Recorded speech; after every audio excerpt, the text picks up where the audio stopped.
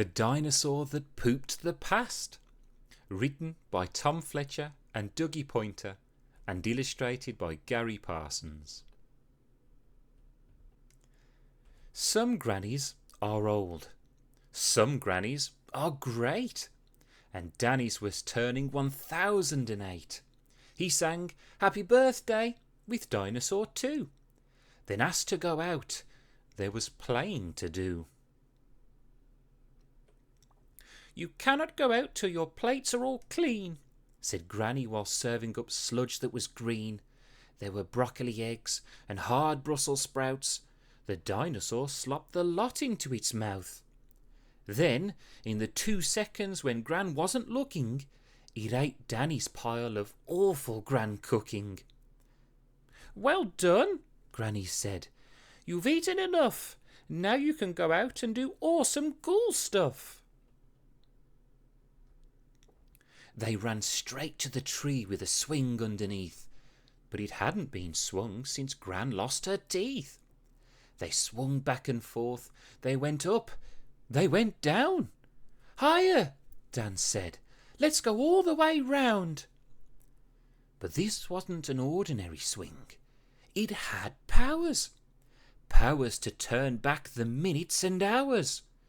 They counted to 3 and pushed hard off the ground.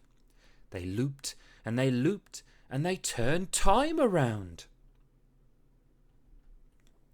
Their heads went all dizzy. Time started to bend.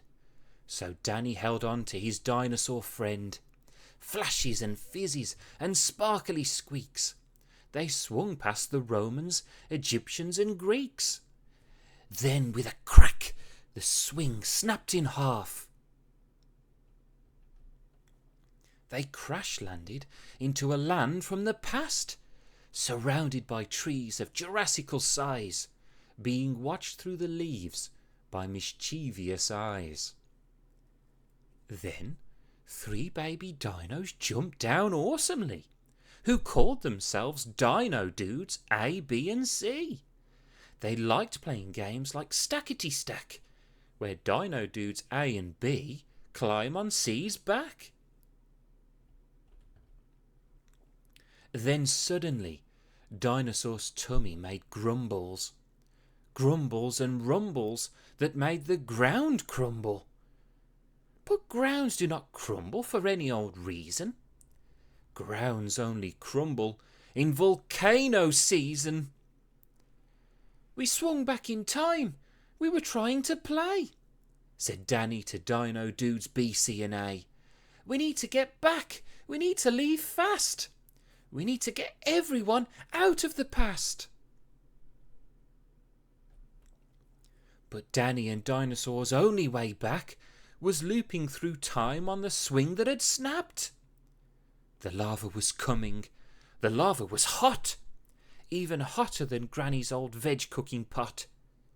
And so, without thinking, B, C and A stacked themselves up like the game that they play. But this wasn't a game. It was saving the day. Saving the day the Dino Dude way. They flipped and they jumped through the jungle with ease, surfing the lava on lava-proof leaves, gathering all of the things that they would need to fix the time swing at the speediest speed. Wax from the bees, sap from the trees, a tusk that fell off when an old mammoth sneezed. They bashed it together with stegosaur teeth while dodging explosive eruptions beneath. The swing had been fixed, but the dinosaur group were now far too heavy to time travel loop. Dan started to worry, then started to panic. The ground underneath was now hot and volcanic. They all started crying. They cried and they cried. They cried, and their tears instantly vaporized. Then something went ping in the dinosaur's mind. It thought of a way to loop forward in time. With broccoli eggs in the dinosaur's gut, its brain brewed a plan involving its butt. It knew there was only one thing it could do. To get back to the future, it needed to poo! The poop came out fast. It had broccoli power and launched them to 88 miles per hour. It pooped out a pile of grand soggy egg veg with Dino Dudes A, B and C on its head. It pooped and it looped them all forward in time, away from volcanoes and hot lava slime.